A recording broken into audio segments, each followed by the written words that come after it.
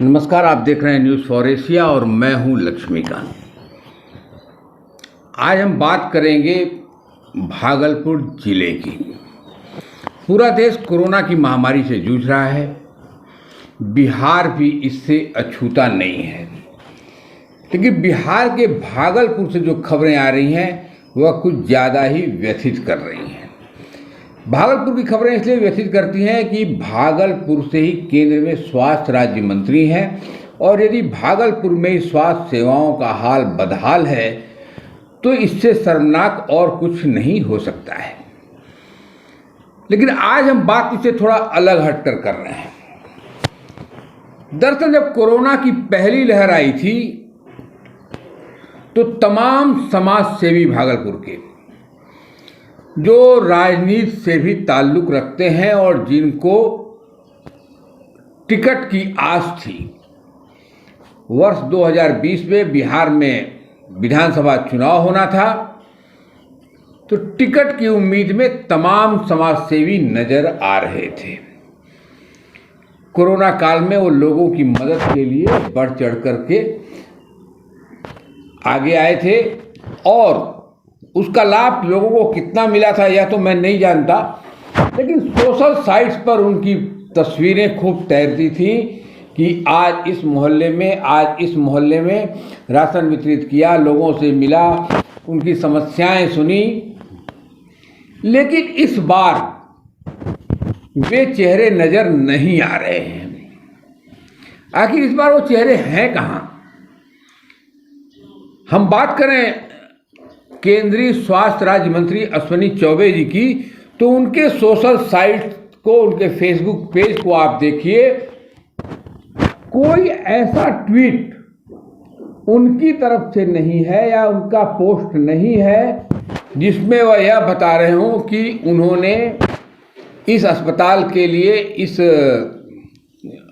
भागलपुर के लिए यह व्यवस्था कराई है, जबकि पूरा भागलपुर ऑक्सीजन सिलेंडर और दवाओं के लिए परेशान है। बात करते हैं उनके बेटे अरिजीत सारस्वत चौबे की। अरिजीत सारस्वत चौबे का भी फेसबुक पेज देख लीजिए। इस बार वह पिछले साल की पोस्ट को ही शेयर कर रहे हैं। क्योंकि अब विधानसभा चुनाव नहीं है, वह विधानसभा चुनाव में टिकट के दावेदार थे। वर्ष 2015 के चुनाव में वह भागलपुर शहर से चुनाव लड़े भी थे और उन्हें उम्मीद थी कि 2020 में भी उन्हें टिकट मिलेगा।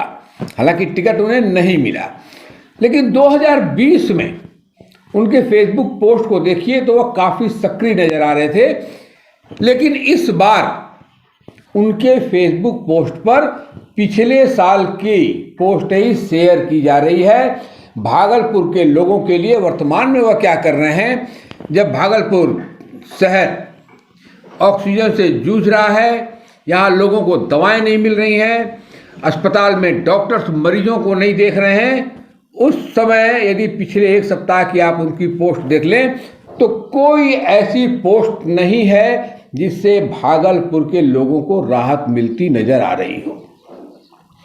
ऐसे और भी कई चेहरे हैं जिनको आप देखेंगे कि वर्ष 2020 में जब कोरोना की पहली लहर थी वो काफ़ी सक्रिय थे और सिर्फ इसलिए सक्रिय थे कि उन्हें उम्मीद थी कि टिकट मिलेगा।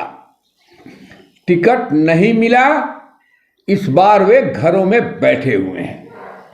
इसके साथ ही उन्हें, कुछ लोगों को जो उम्मीद थी कि मुखिया का चुनाव होगा, पंचायत चुनाव होगा, तो पंचायत चुनाव के लिए जनता के सामने जाने के पहले एक थोड़ी समाज सेवा की जाए, वे चेहरे भी इस बार नजर नहीं आ रहे हैं। हाँ, वे समाज सेवी निश्चित रूप से सक्रिय हैं, लोगों को राहत दे रहे हैं जिनकी कोई राजनीतिक महत्वाकांक्षा नहीं थी। और ऐसे लोगों का, एक दोनों का नाम लेने से मैं कोई विवाद नहीं खड़ा करना चाहता। बहुत लंबी फहरिस्त है ऐसे लोगों की जो भागलपुर में सक्रिय हैं, लेकिन उनकी राजनीतिक महत्वाकांक्षा नहीं थी। लेकिन जिनकी राजनीतिक महत्वाकांक्षा थी और जो 2020 में टिकट के दावेदार थे, आखिर वे कथित समाज सेवी अब कहाँ हैं, यह भागलपुर के लोग जानना चाहते हैं। क्या 2020 में उन्होंने जो कुछ किया था वह सिर्फ एक नाटक था टिकट के लिए? सोशल साइट्स पर उनकी पोस्ट सिर्फ लोगों को बहलाने के लिए थी? और इस बार आखिर वो क्यों नहीं नजर आ रहे हैं? क्यों घरों में दुबके हुए हैं, जबकि पिछली बार से ज्यादा परेशान लोग इस बार हैं? वर्ष 2021 में लोग ज्यादा परेशान हैं, लेकिन जो चेहरे 2020 में सक्रिय थे, अक्टूबर नवंबर में बिहार विधानसभा के जो चुनाव हुए थे उसकी उम्मीद में कि उन्हें टिकट मिलेगा, इस बार वो चेहरे गायब हैं। तो ऐसे चेहरों को पहचानने की जरूरत है जो अपनी राजनीतिक महत्वाकांक्षा के लिए, अपने स्वार्थ के लिए आपके बीच समाज सेवा का ढोंग रचते हैं, लेकिन जब वास्तव में आप मुसीबत में आते हैं तो वे गायब रहते हैं। यदि यह खबर आप हमारे फेसबुक पेज पर देख रहे हैं तो पेज को लाइक कर लें।